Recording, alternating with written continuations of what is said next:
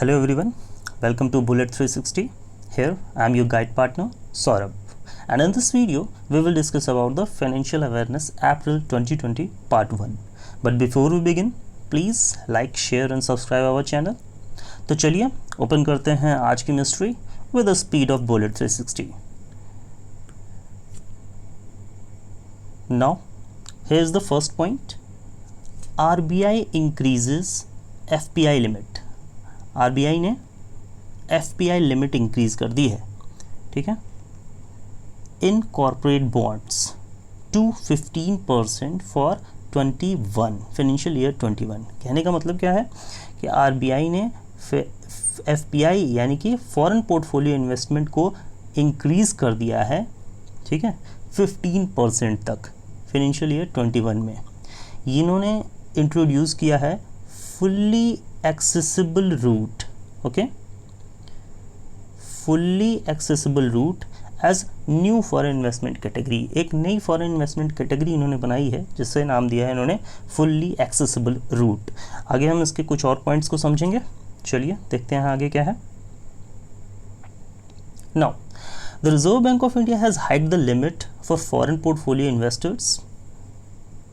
Foreign portfolio investors के लिए इन्होंने लिमिट को हाइक किया है in corporate bonds, corporates bonds में, ठीक है, लेकिन कब से, मतलब कहाँ से कहाँ तक? तो आप यहाँ देखिए लिखा है 9% टू 15%। पहले ये 9% था और अब ये 15% हो चुका है। किसके? Of the outstanding stock for financial year 20 to 21। फिर से एक बार और इस लाइन को मैं रिपीट करूंगा कि RBI ने हाइक की है लिमिट को, किस चीज़ के? फॉरेन पोर्टफोलियो इन्वेस्टर्स की लिमिट को कॉर्पोरेट बॉन्ड्स में हाइक किया है 9% से 15%। किस चीज़ के? आउटस्टैंडिंग स्टॉक के 15% को, ओके। तो अब ये जानते हैं कि आउटस्टैंडिंग स्टॉक क्या होता है। यहाँ पर देखिए मैंने दो चीज़ें हाईलाइट की हैं, आपको फॉरेन पोर्टफोलियो इन्वेस्टर समझ में आना चाहिए और दूसरी चीज़ ये आउटस्टैंडिंग स्टॉक समझ में आना चाहिए। तो एक जनरल आइडिया के लिए, वैसे अगर मैं फॉरेन पोर्टफोलियो इन्वेस्टर पे आपको समझाऊं तो इसके लिए एक डिटेल वीडियो चाहिए होगी, और इसके लिए आप मुझे कमेंट में बताइएगा कि क्या आप FDI या FPI या QFI या FII, ठीक है, इनसे रिलेटेड अगर आप कोई वीडियो चाहते हैं इनकी डिटेल जानने के लिए तो प्लीज़ मुझे कमेंट में बताइएगा कि मैं इस पर भी वीडियो बना के दूं, या आप मतलब पहले से इन चीज़ों को समझते हो। प्लीज़ मुझे कमेंट करके ज़रूर बताइएगा। अभी मैं एक छोटी जनरल आइडिया के लिए मैं आपको इसके बारे में बता देता हूं कि ये FPI और FDI क्या होता है। चलिए देख लेते हैं। फॉरेन इन्वेस्टमेंट खासकर दो तरीके से होते हैं, that is called foreign direct investment and another one is foreign portfolio investment. एक चीज़ ध्यान रखिएगा, पहले ये था कि 10% तक अगर कोई इंक्रीमेंट होती है, मतलब 10% तक अगर कोई परचेज़ होता है शेयर का, ठीक है, तो उसे क्या कहते हैं, यानी कि अगर आप आपका पेड अप इक्विटी कैपिटल में जो परचेज़ है या जो शेयर है, अगर आप जो भी फॉरेनर इन्वेस्टमेंट कर रहे हैं वो अगर 10% तक कर रहे हैं तो उसे हम फॉरेन पोर्टफोलियो इन्वेस्टमेंट बोलते थे, और 10% से अगर एबव कर रहे हैं तो उसे हम फॉरेन डायरेक्ट इन्वेस्टमेंट बोलते थे, ओके। ये चीज़ थी, लेकिन अभी इधर ही हाल ही में ये थोड़े बदलाव हुए हैं। इसको इन्होंने कहा है नहीं, अब ये 15% होगा, यानी कि 15% तक फॉरेन पोर्टफोलियो इन्वेस्टमेंट, अगर 15% तक अगर पेड अप कैपिटल शेयर होता है तो उसे हम फॉरेन पोर्टफोलियो इन्वेस्टर में देखेंगे, और अगर 15% से ऊपर जाता है तो उसे हम फॉरेन डायरेक्ट इन्वेस्टमेंट पे देखेंगे, ओके। नाउ आगे चलते हैं।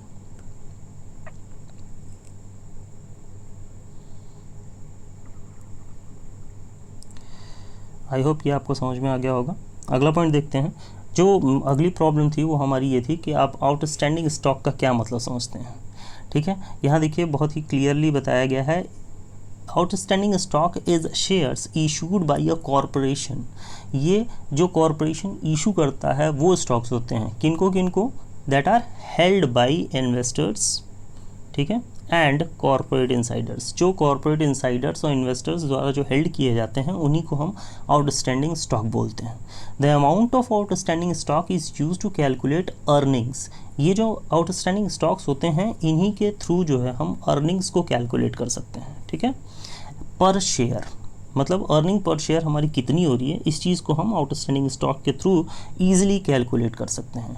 Which in turn are use by investors to derive the value of a business. जो इन्वेस्टर्स होते हैं वो अपनी बिजनेस के मतलब उसकी वैल्यू को या बिजनेस की वैल्यू को समझ सकें, उसके लिए ये काम करते हैं। यहाँ देखिए आपको एक डिटेल ग्राफ दिखाया गया है, ठीक है। देखिए ये है आपका इशूड शेयर, ठीक है। इशूड शेयर कौन कौन से हैं, देखिए ये अनइशूड शेयर्स हैं, ठीक है। ये देखिए आउटस्टैंडिंग शेयर्स एक हो गया और एक हो गया ट्रेजरी शेयर्स, ठीक है।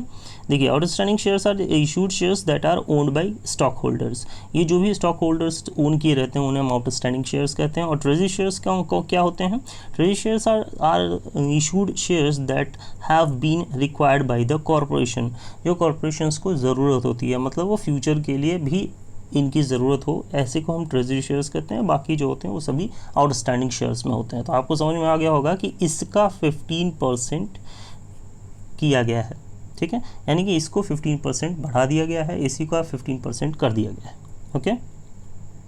चलिए आगे देख लेते हैं अब हम।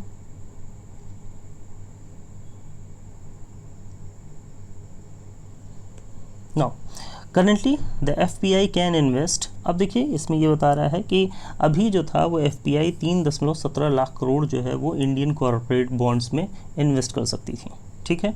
नाउ अब क्या हुआ है कि विद द इन्हांस्ड लिमिट, अब जो इन्हांस लिमिट हो गई हो उसके कारण 4.29 लाख करोड़ अब कॉर्पोरेट बॉन्ड्स में इन्वेस्ट किया जा सकता है सितंबर तक, ठीक है।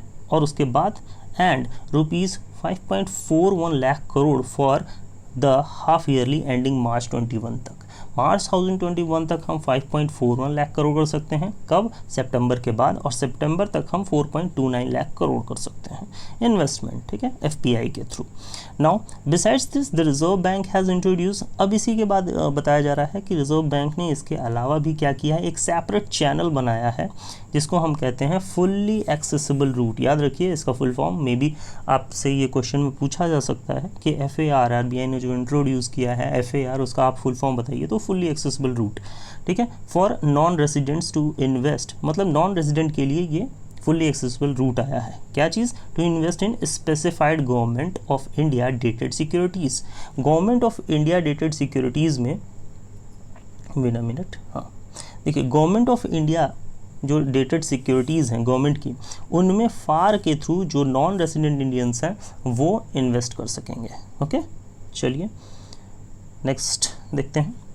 Eligible investors can invest in specified government securities without being subject to any investment ceilings. कोई सीलिंग्स नहीं होंगी, ठीक है। अगर आप एलिजिबल हो, अगर आप एक एलिजिबल इन्वेस्टर्स हो तो आप गवर्नमेंट सिक्योरिटीज़ बिना किसी सीलिंग के, बिना किसी कंडीशन के आप उसे परचेज कर सकते हो। Now all new issuance of government securities of 5 years 10 years, जितनी भी नई इशुएंस हो रही हैं गवर्नमेंट सिक्योरिटीज़ की, जैसे 5 ईयर्स 10 ईयर्स 30 ईयर्स टेन्योर की from the financial year 2021 will be eligible for investment. ये सभी जो है वो इन्वेस्टमेंट के लिए एलिजिबल हैं। अंडर किसके थ्रू आएंगे, ये सभी जो है वो फार के थ्रू आपके लिए आ जाएंगे, ठीक है। ये स्पेसिफाइड सिक्योरिटीज़ होंगे। Now this scheme shall operate along with the 2 existing routes। ये जो स्कीम है ये इसके साथ मतलब फार के साथ 2 और एग्जिस्टिंग रूट्स के साथ ऑपरेट करेंगे, जिसे हम कहते हैं एक MTF, that was called medium term framework MTF, and another one is voluntary retention route. Voluntary retention route पिछले साल आया था। अब थोड़ा हम जान लेते हैं कि ये मीडियम टर्म फ्रेमवर्क क्या है और दूसरी चीज़ ये वॉल्यूंटरी रिटेंशन रूट क्या है, ओके। नाउ देखते हैं क्या है ये।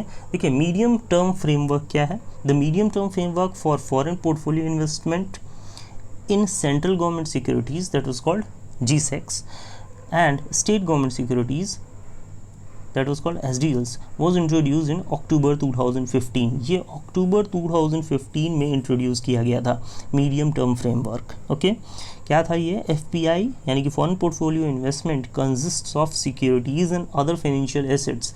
FPI जो सिक्योरिटीज़ और अदर फाइनेंशियल एसेट्स के साथ पैसिवली हेल्ड करता हो, कौन? फॉरेन इन्वेस्टर्स, उसी को हम मीडियम टर्म फ्रेमवर्क बोलते हैं। फिर से एक बार देखिए, FPI जो कि फाइनेंशियल एसेट्स, ठीक है, FPI की जो सिक्योरिटीज़ होती हैं वो फाइनेंशियल एसेट के साथ फॉरेन इन्वेस्टर्स जो है वो पैसिवली हेल्ड करता हो, तो उसी को हम मीडियम टर्म फ्रेमवर्क कहते हैं। Okay, now another point is voluntary retention route, VRR।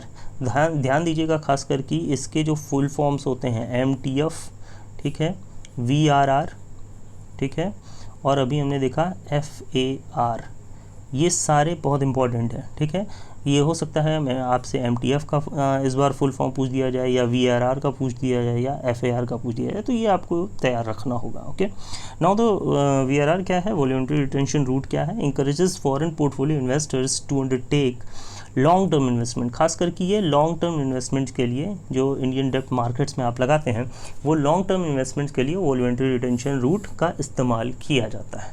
Okay, चलिए इसी के साथ ये एक छोटी सी वीडियो आपके लिए थी, और जल्दी इसका मैं सेकंड पार्ट लाऊंगा।